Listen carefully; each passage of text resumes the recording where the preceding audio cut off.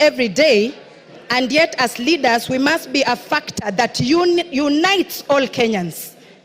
I want to ask the Deputy President, what message was he sending to Busians who voted for Honorable Maina in Marachi West, in Butulak sub-county? And what message was he sending to Busians who voted for Honorable Talam in Buhayo West in my county? We should be free from Mombasa to being pointed at as this one belonging to a particular region and that one not belonging to our region, because Kenya is our country and we are here in this country to build it. If we don't join, because if you go as an individual, you are a drop in the ocean, but together as Kenyans, we are an ocean. So I want to ask again, what other thing a principal assistant is supposed to do? According to me, unless you have a shrunken hippocampus in your brain, then you go displaying what your master is doing instead of being the real assistant, of even covering up. One day he says, I was sent all these things I was saying, I was sent all these things I'm saying.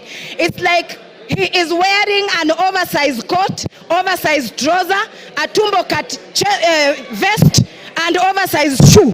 He does not understand his role as a principal assistant. We must unravel from the seams of our fabric in this country, because sometimes you can be wearing a dress or a trouser, but something keeps biting you. Unless you unravel or open up the seam to know what is biting you, you will continue losing blood and become anemic. So a people of any nation are stronger than the people in power.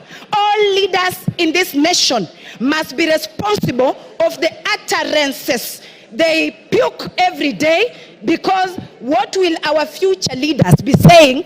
I am, or who is our role model? Who is their role model? All of us must be responsible not to give hate speech anywhere we go. And I don't think there is a tribe in Kenya that is superior than others. Whether you come from Eastern in Garissa or you come from Siamahanga village where I live, you are equal. Article 27, Section 4 is clear about this, that we discriminate. When I hear a widow in Mount Kenya, whether she is Kikuyu and she's a widow, she is representing all the widows in Kenya. So Gachagua return the matrimonial property, the bank accounts, everything that you took from that widow in Nyeri. Because I was raised by a widow and I know what happens when such things happen. A widow should be given their rights, whether you have all the muscle in the nation. And thirdly, a leader who does not respect women, that one is not a leader. Calling women prostitutes. So when a woman is being a prostitute, who is the other prostitute? Those are two.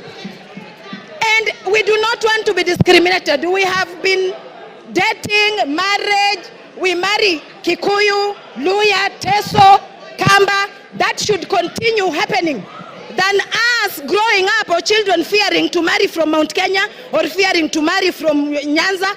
That is wrong. So Deputy President must go home. We really want him to just take a rest. Thank you, Mr. Speaker. Yes, Moya, what's your